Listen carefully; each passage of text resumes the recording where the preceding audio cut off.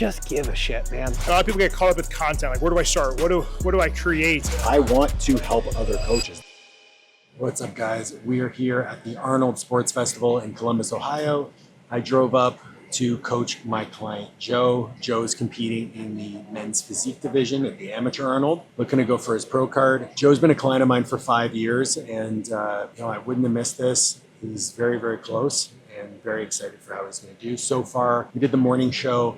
They're not allowing any photography, so I couldn't film any of it for you, but he looks to be in the top of his class. So this afternoon, we're going to hit the overall, and hopefully he brings in that pro card. Top 2 get the pro cards. This weekend, I'm going to film as much as I can, and the goal of this video is going to be interviewing high performers. So I'm going to do very short interviews with a number of high performers, asking them questions about how they perform at such a high level and how they seek to serve others with their work. The goal, I talk a lot about personal development. I talk a lot about doing hard things. I talk a lot about the journey towards your greatest self. And I want you to learn how other people do those things. So follow along.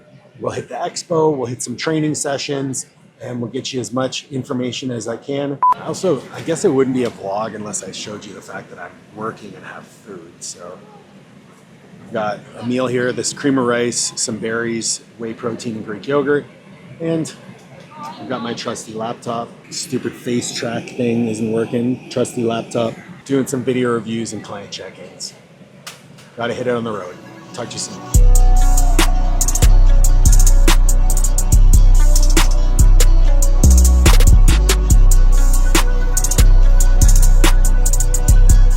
Tough one. So I just finished up with Joe. It's like 4 o'clock.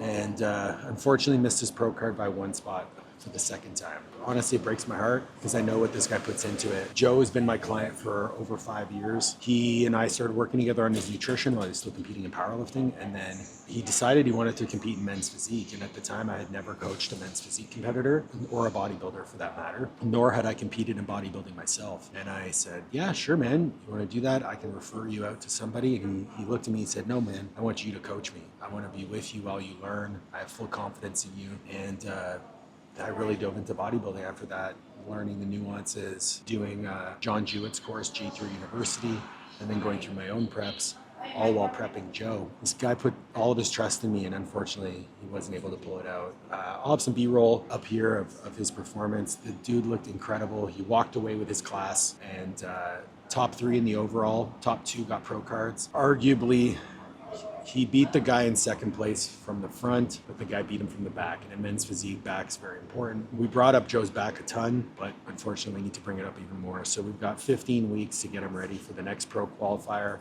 that he's going to attempt. That's going to be in Chattanooga. I'll be there. It's only 5 hours from home, so I'll drive out and be with him. Yeah, this one hurts. Sick to my stomach when they called him in third. It's the luck of the draw. It's a very subjective sport.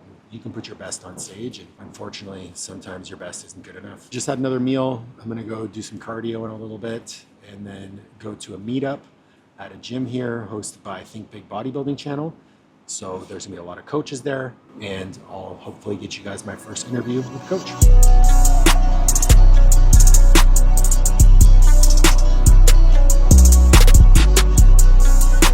Come on, let's go.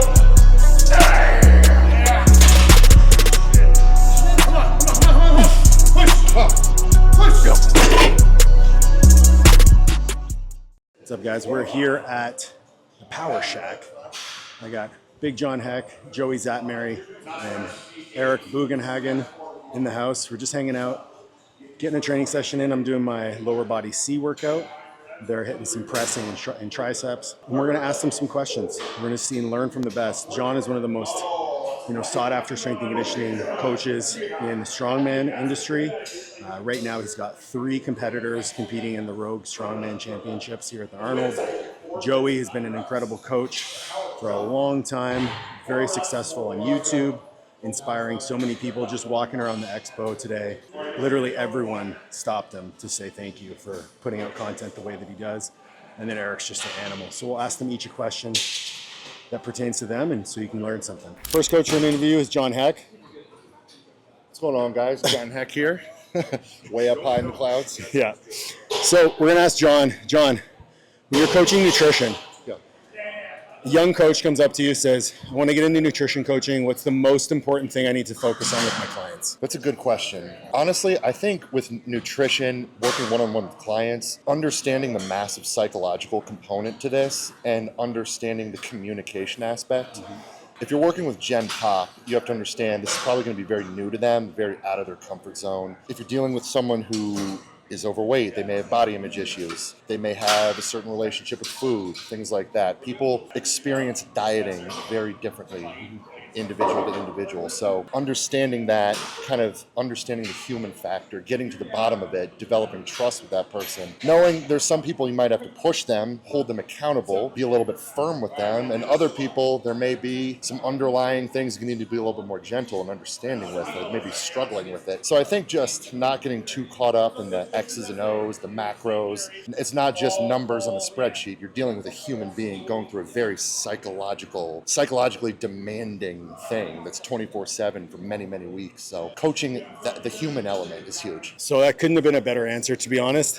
Now, the follow-up question to that is, how has your own work with your nutrition affected your ability to work with clients? Because you walk the walk. I think going through it yourself, having experienced the discomfort of dieting and understanding the hunger, understanding the logistical inconvenience of it, experiencing all the hurdles and roadblocks and issues that might pop up along the way, and having to figure out how to troubleshoot it yourself, trying to figure out how to become more efficient with prep and managing travel, understanding the hardship of it that clients are going to be experiencing themselves, understanding the cravings that you're going to be having and all those things. I think having personally experienced it, you'll be able to better communicate the coaching. You'll be able to relate to them better, and I think you'll have a higher level of empathy and a higher level of insight into what they're experiencing, what they may experience, and how to navigate it. That was fantastic. So, John, how are your athletes doing this weekend? Really good. So I've got three strong men competing in the big pro show.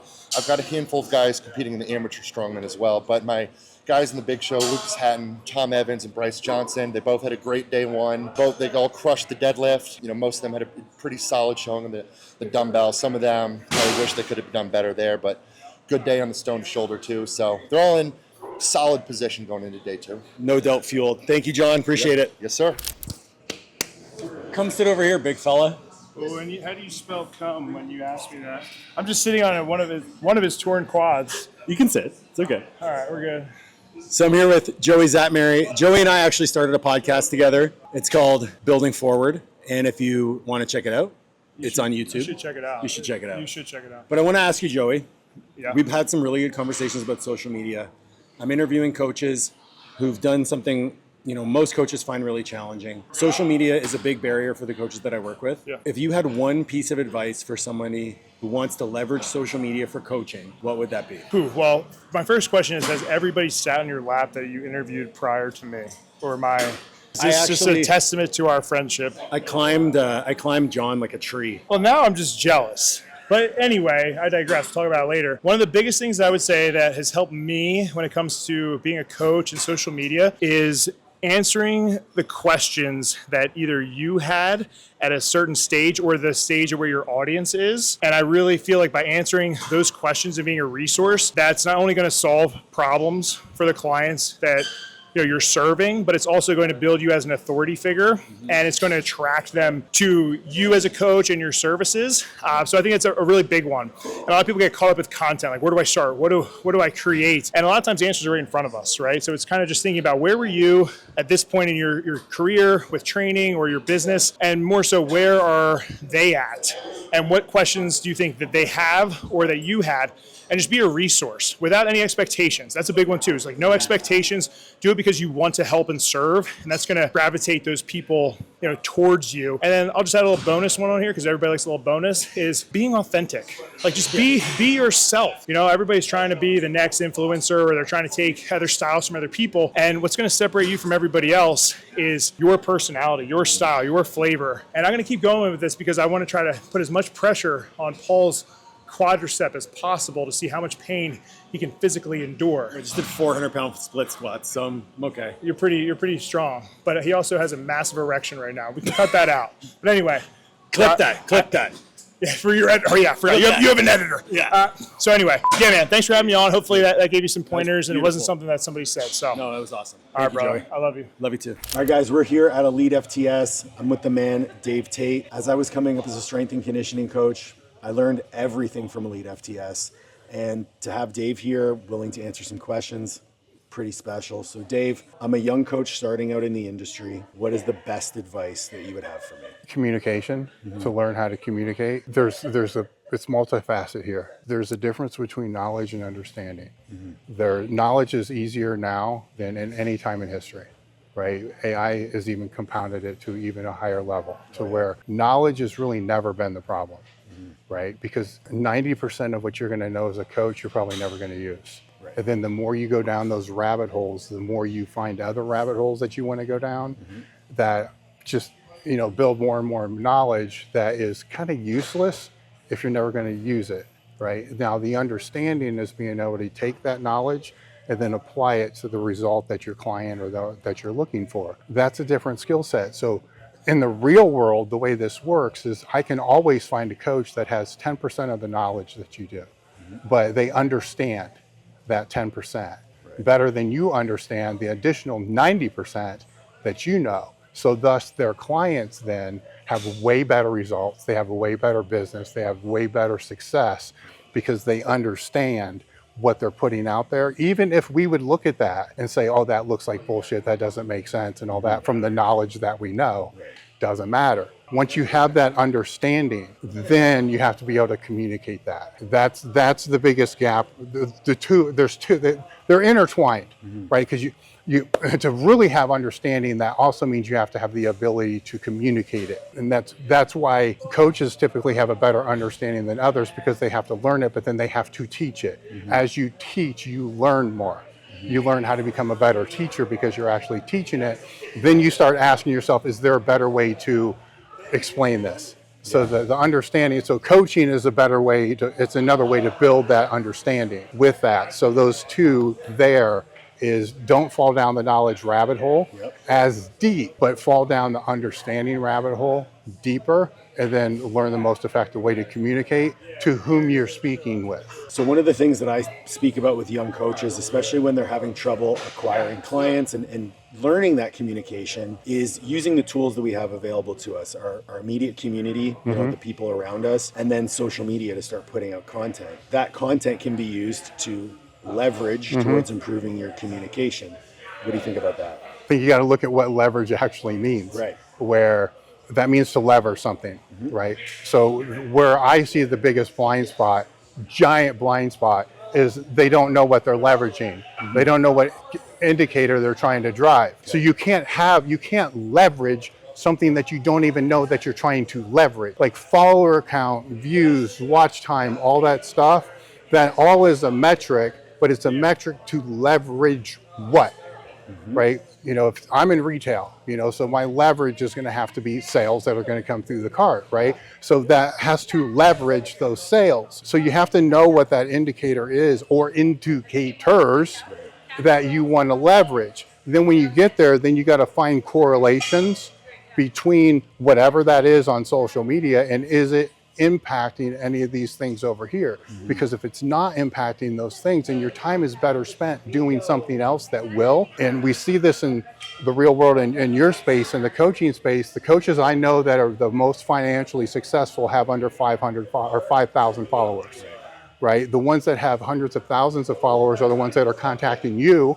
because they haven't been able to leverage it. And now they're in a dicey situation there, because a lot of the people who are seeing their impressions and that are following them are not even in their niche. So they would almost be better to start all over on another channel and to double down just on their niche, because they've diluted their channel so much trying to push watch time and impressions and views that dilution is being fed to people that are never going to be potential clients in the first place.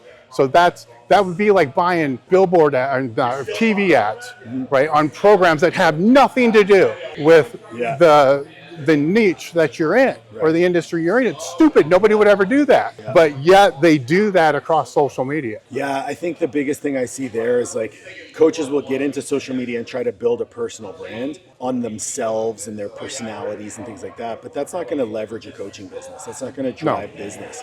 And, you know, with you guys, I've been talking to you a lot about how hard this YouTube thing has been for me, because I want to help other coaches. That is the goal of the channel. So if I'm only talking about myself, which is what I started doing when I started the channel, I'm not going to get the outcomes that I want. Yeah, you'll see what a coach does to be successful, and maybe you can put yourself in my shoes, but that's not going to help drive the impact that I want to drive. So what Dave's talking about is, if you're going to start a YouTube channel or an Instagram channel, you have to know, how am I communicating the knowledge that I have? Do I understand it deep enough to apply it to a specific person? And then can I put it out into the world in a way that brings me back the impact that I want to have? And I need to know what that impact is going to be. Dave, thank you so much. Thank you. Appreciate it. We're here with Sam Brown. Sam has been a friend of mine for a lot of years, came up in strength and conditioning with me. He now works in human performance with the Air Force. You've had a long journey. You've done a lot of different things in the coaching space. Someone who's just trying to get in, trying to improve their knowledge, trying to get more clients, trying to grow, trying to make this a living. What is your best advice for them? First off, great question. Before I go into any of this information, Paul has been a resource. Listen, he didn't pay me for this yet, but Paul has been putting out amazing information for years and years. I've used a lot of that information, and I think everybody should. Again, just wanted to say, appreciate the work that you do, because a lot of people will see the outcome, but they don't see the steps that lead up to it.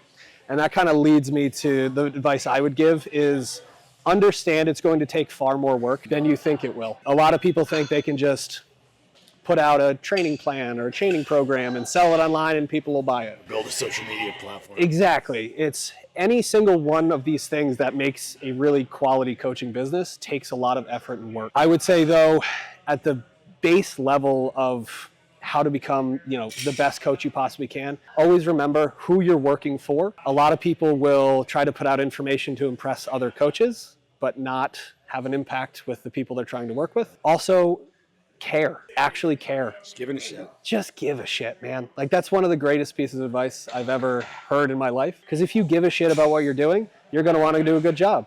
And if you don't feel like you're doing a good job, you'll find the resources, you'll find the knowledge, you'll find the people around you to help you be better and make your coaching ability just better overall.